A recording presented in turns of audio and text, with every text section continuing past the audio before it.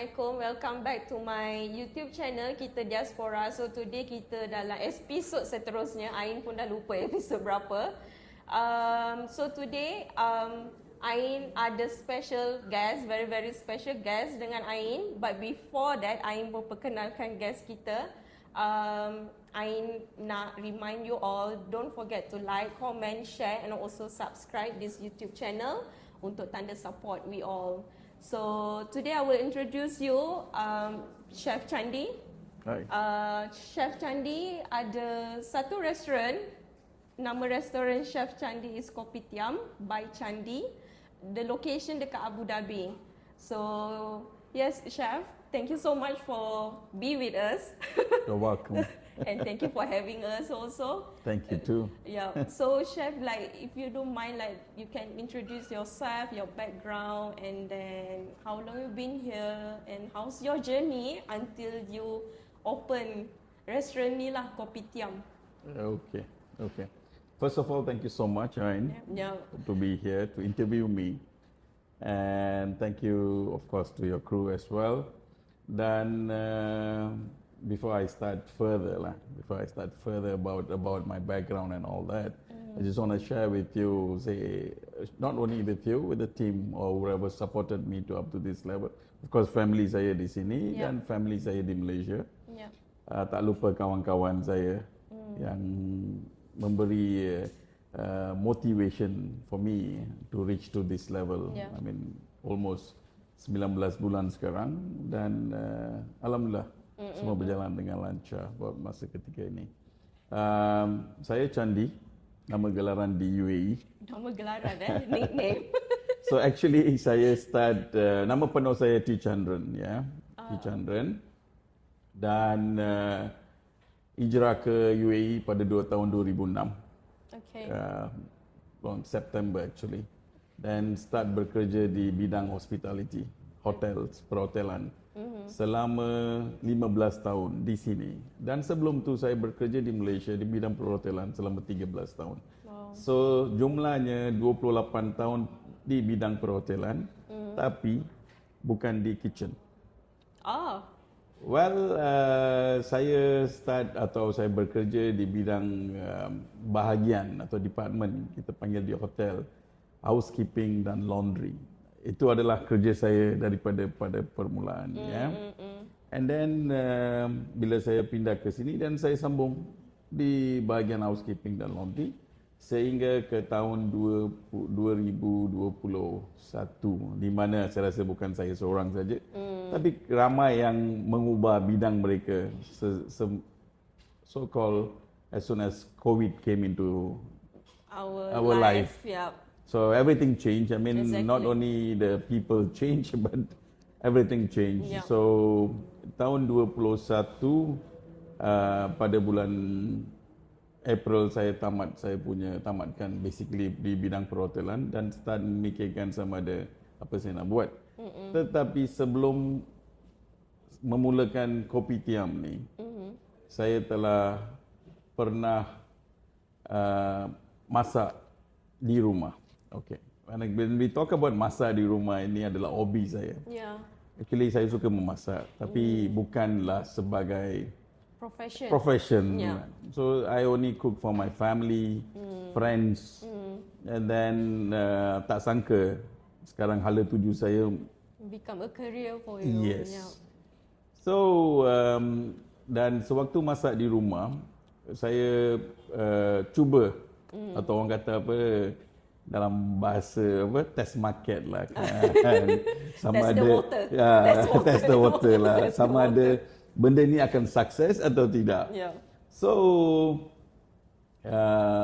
saya test market hanya pada hari-hari saya cuti. Contohnya di sini di Emirat Arab Bersatu cutinya pada hari Jumaat. So setiap hari Khamis saya akan pulang ke rumah dan akan membuat semua preparations and then on Friday morning saya akan start jual and see how it's the response. Alhamdulillah saya jual daripada 20 portion ke 40 sometimes ke 50 portion pada setiap hari Jumaat dan saya hanya jual 52 hari dalam setahun itu. Only So on one Friday. year. Only on Friday. Okay. So bila I jual sekali dalam seminggu, and then hanya untuk kawan-kawan dan adalah kawan-kawan yang recommendation daripada kawan yang lain kan. So benda ni makin diterima oleh orang-orang di sini. Kebanyakannya adalah Malaysian, Singaporean dan ada beberapa orang daripada Europe and all that. So when after saya tamat di hotel pada 2021 and saya continue atau sambung jual sehingga bulan Oktober 21 dan saya rasa okay, high time. Let me start something on my own. And you know, rakyat Malaysia kita ni orang kata apa, ternama dengan suka makan. So kita biasanya cari makanan. So rakyat Malaysia akan berjalan jauh sampai ke mana jua. Kita sanggup ya. Sanggup ya. Kita sanggup drive to Dubai sometimes, right? Walaupun 100 km kadang-kadang kalau kita nak makan kita demi roti canai. Demi makanan Malaysia kita akan berjalan jauh. So dan saya pernah buat benda tu sebelum ni kan. So saya, dan bila saya tengok surrounding atau di Abu Dhabi sewaktu tu, kelihatan semua orang buka restoran, ataupun bukan semua, maksudnya rakyat Malaysia ada buka restoran, tapi mereka hanya fokus kepada satu cuisine saja. Maksudnya kalau yang tuan ownernya Melayu, and then kedai makanan tu more preference kepada makanan Melayu. If it's Chinese, and then more to a Chinese. Then obviously Mamak more to Mamak. Exactly. And of course Indian more to Indian lah kan. So since kita satu Malaysia ni kan, ada rakyat Malaysia, I mean Melayu, Cina, India semua. So then I decided, why don't kita buka ataupun saya nak buka satu restoran yang boleh menggabungkan semua ni dalam satu tempat. Maksudnya Melayu, Cina, India, makanan mereka tiga-tiga ada di satu tempat. Then so I decided to go on with Kopitiam. But as you can see, kopi it's a perkataan bahasa Melayu. Kopi. And then tiam is actually in Chinese Hokkien language, tiam adalah shop. Okay. So now untuk Melayu kita ada kopi, untuk tiam kita, untuk Chinese kita ada tiam. And then so Kopitiam by Chinese untuk represent Indian saya. Dan so kita ada ketiga-tiganya sekali di sini. 3 languages lah dalam satu Kopitiam. So Kopitiam bukan 3 languages saja, 3 bangsa yang menggabungkan satu tempat. So Kopitiam by Chinese, so Kopitiam by Chinese. By Chinese is by Chef Chinese. By me, obviously lah. By Chef. Then I decided also to include all these menus yang boleh menggabungkan semua bangsa-bangsa kita lah. I mean the majority of Malays, Chinese and Indian. So di mana di sini dan kita nak ada roti canai, kita nak ada nasi lemak and an example char kway teow. Yeah, so this is where it comes, Kopitiam by Chinese. Good. Yeah. I have a question. Yeah. Okay, kita tahu Kopitiam dekat Malaysia punya konsep. Chef bawa juga konsep tu dekat restoran ni ataupun macam mana? Nak kata konsep ada konsep dia. Di mana an example, Kopitiam biasanya terkenal dengan roti bakar, telur separuh masak dan kopi cawan. So an example, kalau I tengok di meja sekarang ni, kita ada cawan ataupun mug yang orang kata apa, yang design dengan Kopitiam. So trademark kita lah, trademark Malaysia. So Kopitiam ada di sini jugalah. Selain daripada yang roti bakar kaya yang kita buat sendiri di sini.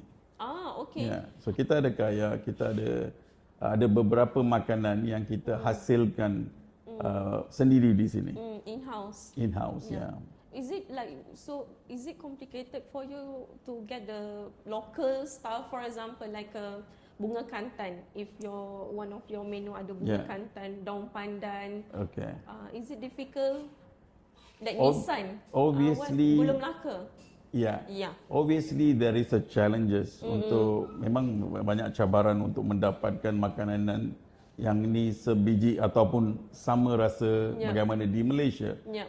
Tapi kita selalu ada penggantinya. Ya. Contoh kita guna gula Melaka tapi dia dipanggil palm sugar daripada negara Thailand, an example. okay. So neighborhood country. So kita ada macam neighboring country, Thailand, Singapore. Contoh soya sauce-nya kita dapat daripada Singapore dan juga ada soya sauce kita ataupun sos yang orang kata apa, di made in Malaysia dijual di sini, contoh di Lulu. Yeah. So kita masih boleh dapat soya sauce di situ. Memandangkan kalau contohlah memandangkan barang-barang yang kita susah macam daun pandan. Kita ada daun pandan di sini. Tapi di agak harga yang mahal lah. Betul. Ya, tu masih boleh dapat. Yep. So kita kalau tak dapat sama barang yang sama, kita cuba dapat dengan pengganti dia. Mungkin sebab tu kita walaupun kita kata kopitiam, kita tak 100% autentik ataupun dia punya makanan tu sama macam Malaysia. Yep. Tapi boleh kata sekadar dalam 90%, 95% makanan kita hampir dengan makanan di Malaysia. The taste is there. Yeah. Yeah. Yeah. The char kway teow, I tried just now the char kway teow, and then in the footage also you can see nasi lemak and then the laksa. Laksa Sarawak or laksa No, Penang? it's laksa lemak, mainly Nyonya laksa. Nyonya laksa. Yeah. And then the roti canai is really macam balik rumah makan macam tu. So okay, like it's been like since COVID, chef buka Yeah.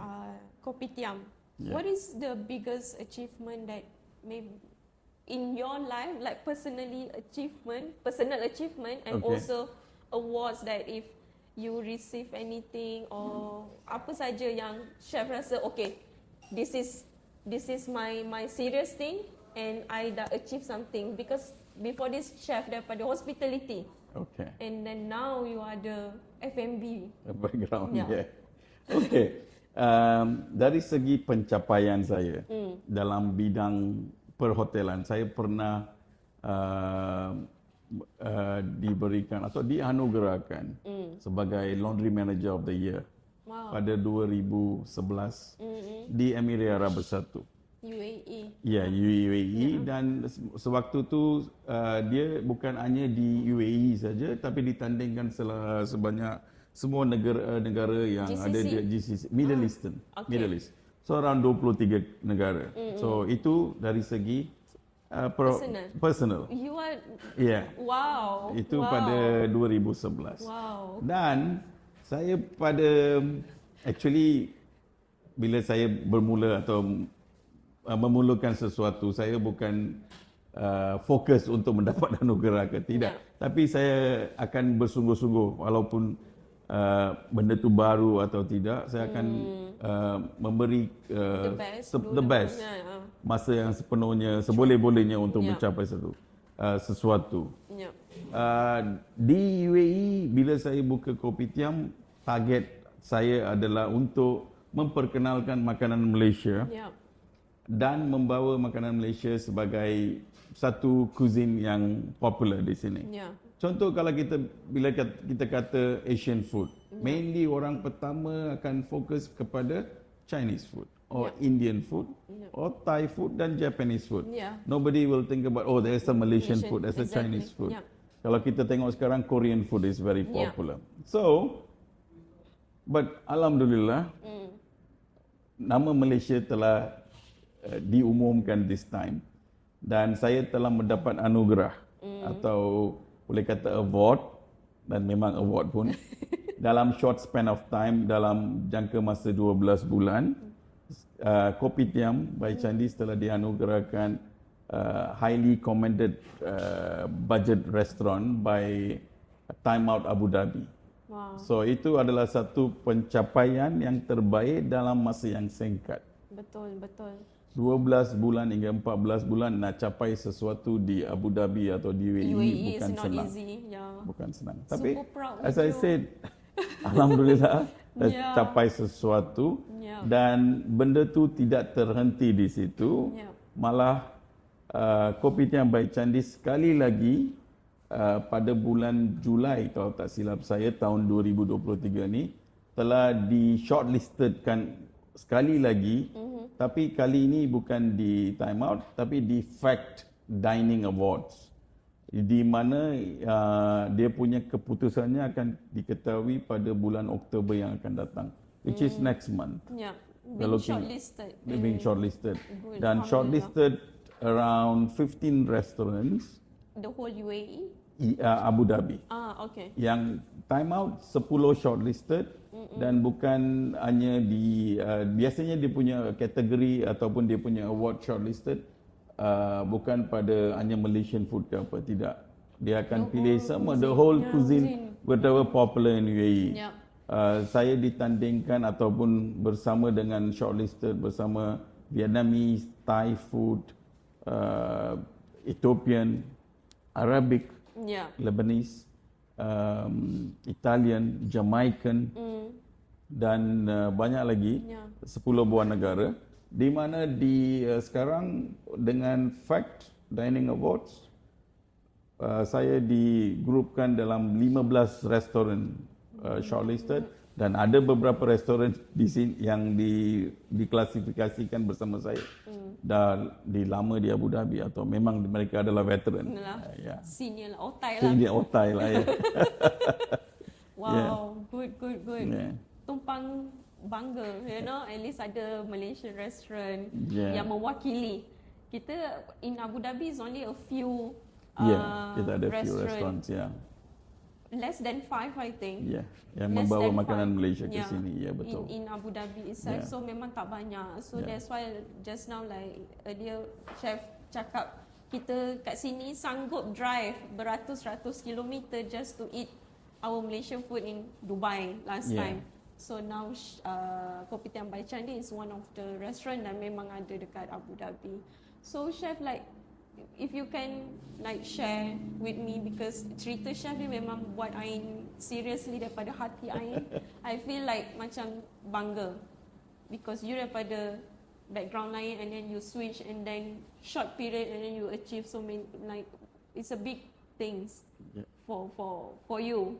Obviously, And apa yang buat chef, yang motivate chef untuk macam, even though it's a new field for me, I push myself to the max. Beside the family, I know you have a family, wife and then 2 sons with you. So apa yang motivate chef? Okay, motivasi ini bukan setakat family saja.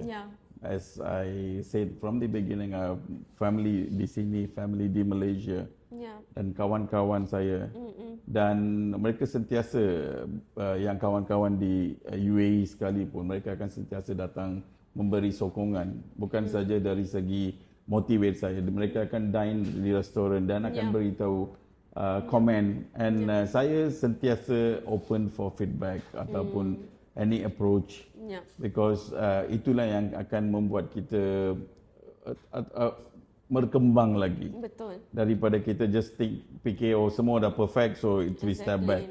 And not only that, so dari segi saya membawa restoran ni pun bukan terus menerus. Maksudnya kalau di UAE, for example, online business is something, it's a must. Betul. Ataupun contohnya dikata delivery lah kan, talabat delivery, talabat So tapi saya tidak memulakan delivery daripada delivery service daripada hari pertama ke apa, tidak. So saya nak pastikan staff saya boleh buat ataupun boleh memberi quality food kepada customer yang datang dulu, dine in, then slowly peringkat demi peringkat lah, supaya mereka pun comfortable dengan preparation mereka, dan customer pun happy dengan apa yang mereka dapat. Betul. So itu salah satu, and then mereka pun support saya. I mean staff saya pun support saya, walaupun mereka boleh kata mereka tidak ada pengalaman langsung dalam makanan Malaysia. Itu lagi satu lagi motivasi yang amat tinggi, dan mereka belajar dalam masa yang singkat, and dan keep supporting me. So So sokongan ini bukan datang daripada, obviously bukan daripada family members, friends, mereka, dan of course tak lupa rakyat-rakyat ataupun rakyat Malaysia, Indonesian, yang customer saya yang sentiasa memberi sokongan kepada makanan kita. Dan tak lupa of course Malaysian Embassy yang always support us with orders, I mean support us with any requirements. Dan selain daripada Malaysian Embassy, kita pun dapat sokongan daripada Singaporean Embassy, Indonesian Embassy, Brunei Embassy. Sebab kita always try the best for them. It's not whenever they need something, we try to create or to customize something kepada mereka.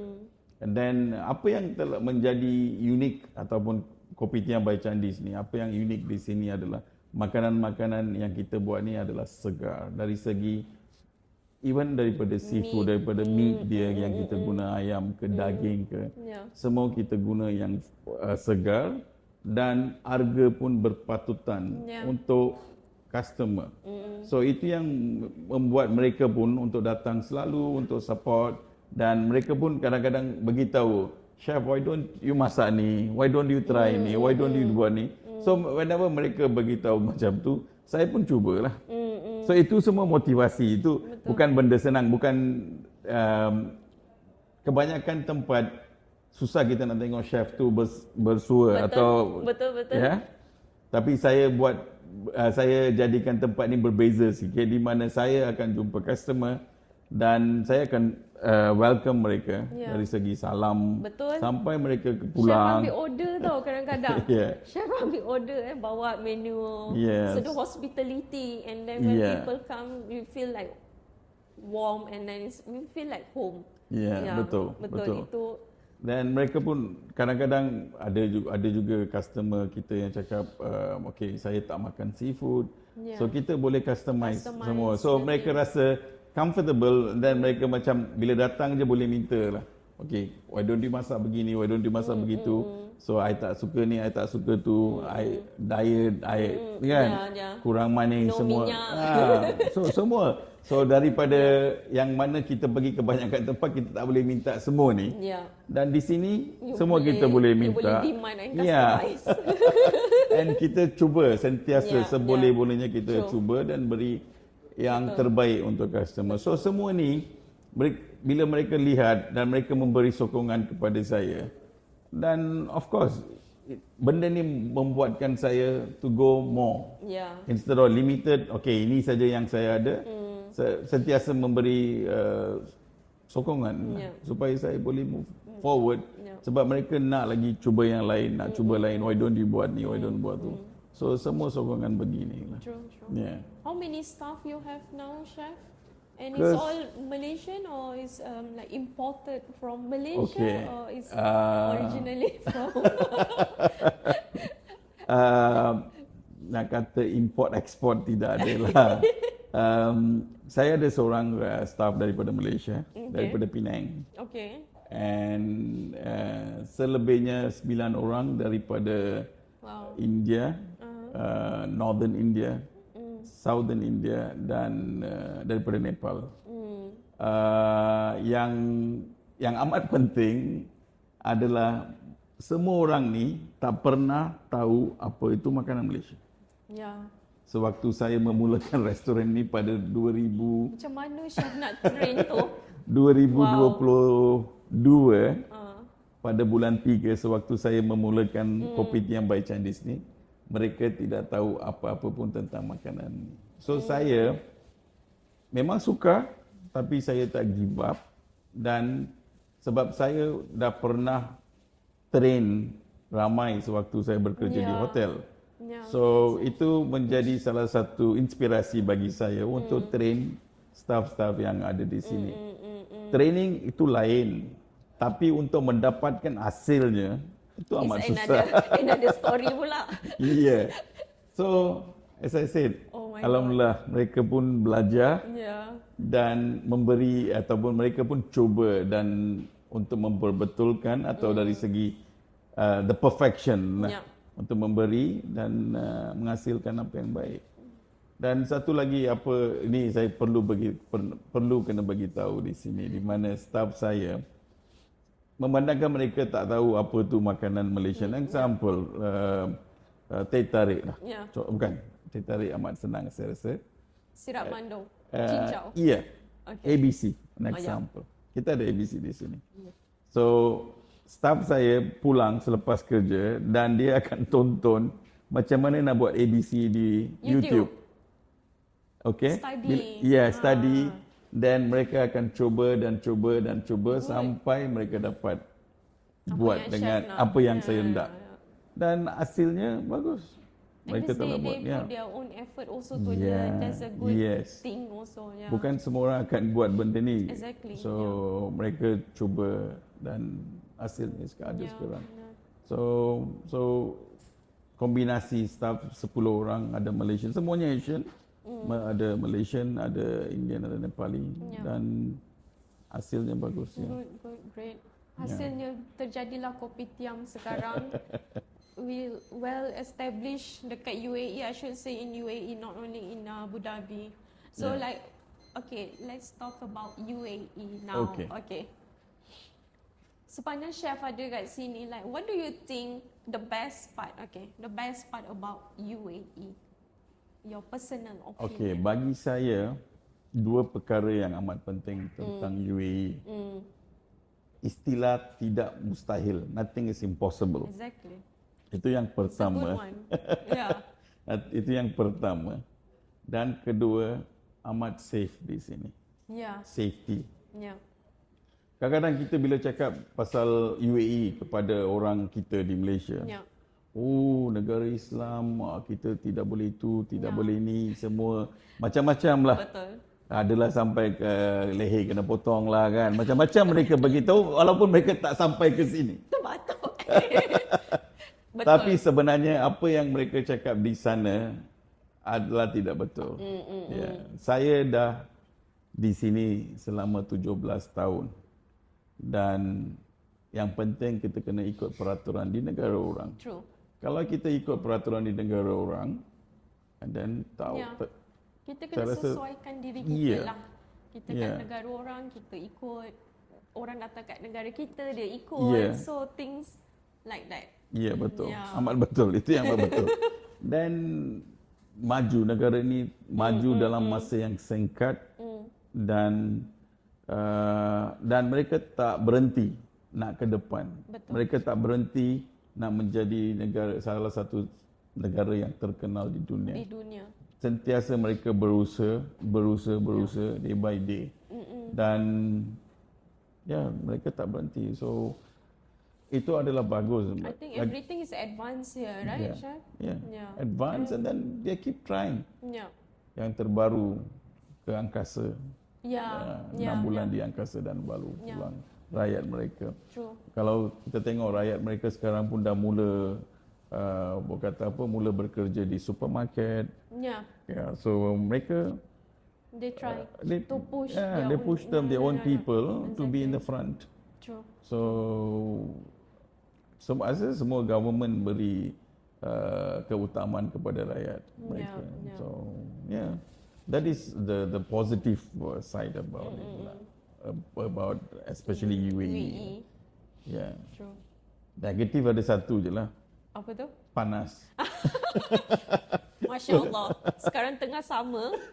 That day was 52. Yeah. And then like summer ni memang memberi tekanan Yeah, dan dia mengganggu jiwa kita, sakit. Because dia punya panas ni lain macam kat sini, Chef bukan Betul. macam kat Malaysia. Sini macam kering. Panas Dry. kering, very Humidity dry, amat very tinggi. dry.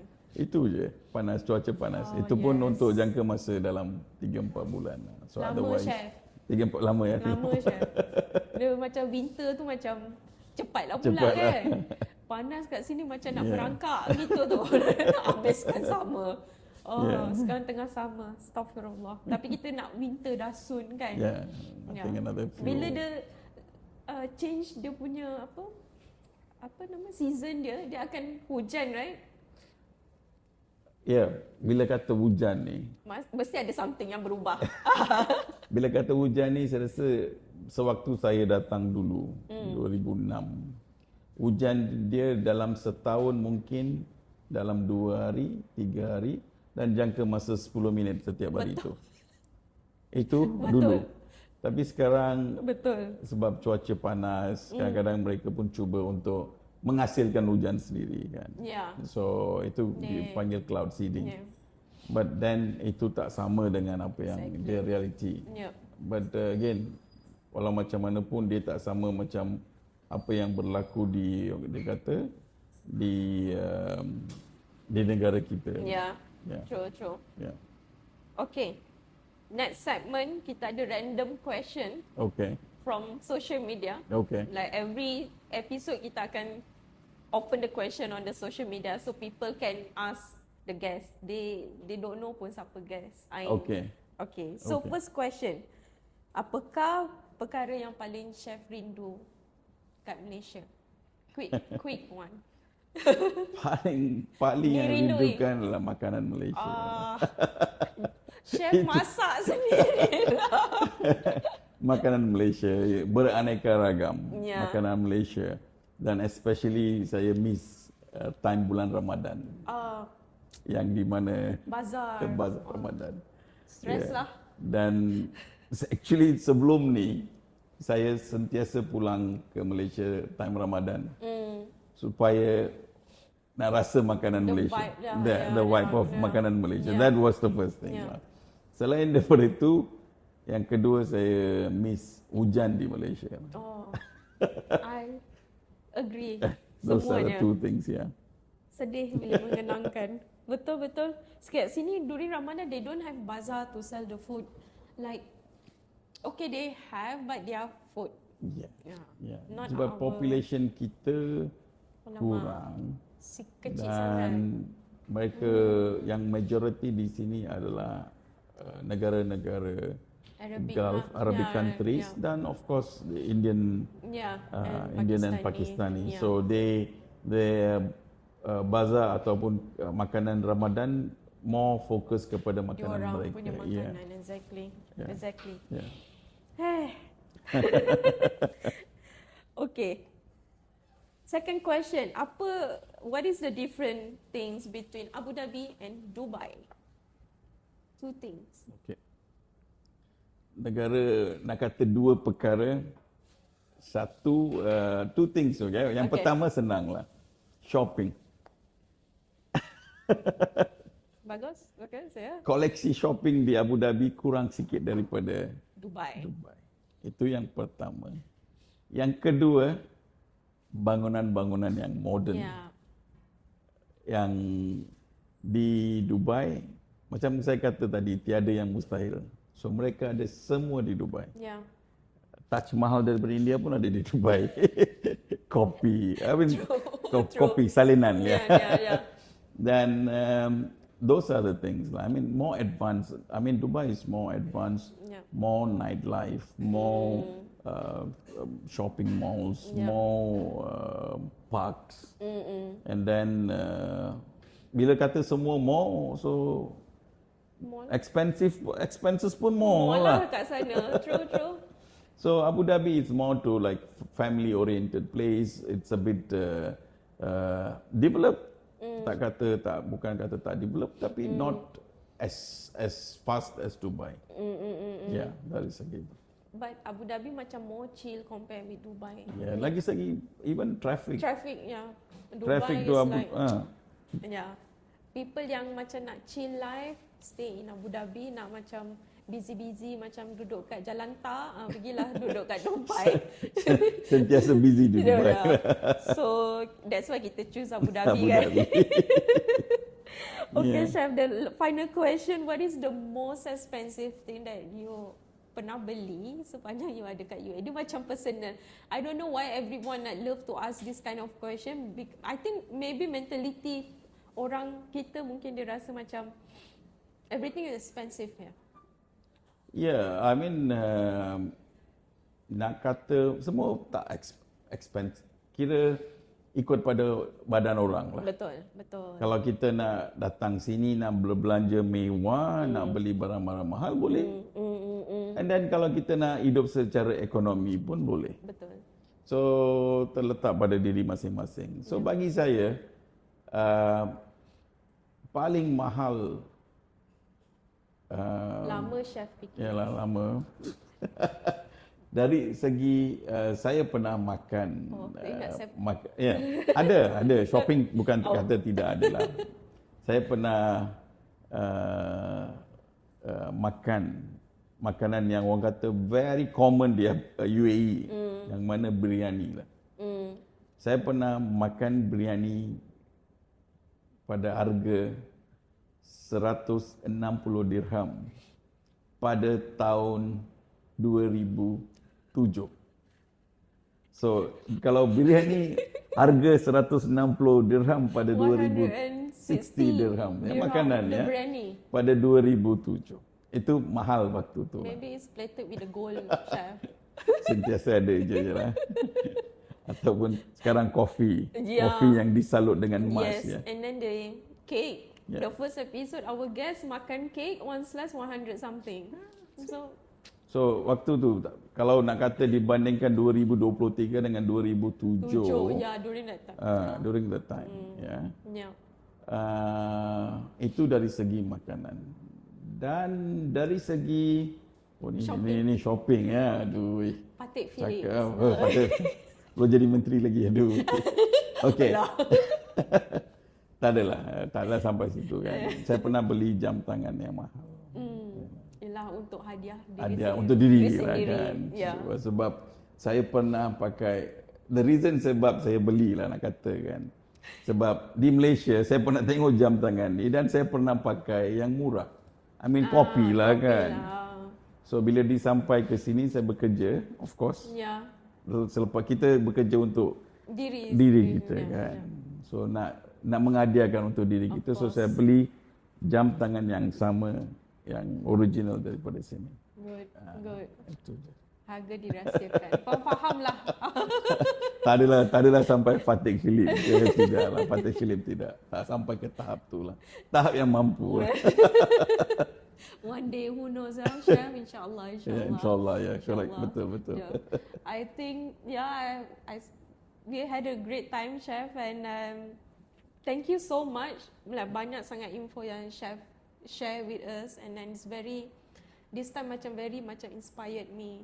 Like, don't stop, and then go to the max as you can, and then always be positive, and then like God will help us by the end of the day. Di mana saja anda berada. Being in the country of nothing is impossible. Buat apa yang nothing is impossible. Betul. Sebab semuanya boleh. I mean, sama ada kita berusaha atau tidak. Betul. Kalau kita just puas hati dengan apa yang kita ada, kita puas hati. Kalau kita nak cuba, kita cubalah sedaya upaya. Jangan setakat just halfway kan. True. Belum cuba, belum tahu lagi. Betul. So, that's why I buat podcast ni. I just want to try. Semoga maju jaya. Thank you. So guys, again thank you so much to Chef Chandi, and then thank you to Kopitiam by Chandi. And don't forget to come to this restaurant, Al-Falah Street, right? Yeah, it's in Al-Falah Street. They called Al-Dana area. Yeah. Dan berdekatan dengan Citibank. Yeah.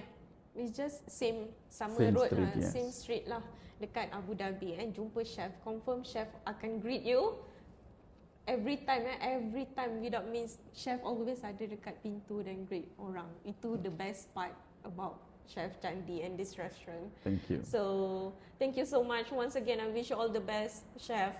You really betul hit my heart lah today. And I hope everyone yang menonton video ni, you ambil info-info daripada chef yang dah share dengan kita, and then the story and everything lah untuk bagi pengajaran kat kita. So guys, don't forget again, like, comment, share and subscribe, and I will see you for the next episode insyaAllah. Bye. Assalamualaikum. Bye chef. Bye. Thank you. Wow, done. Berarti 35 minit lah. Kan? 40 minutes kan? 40. Okay. Okay.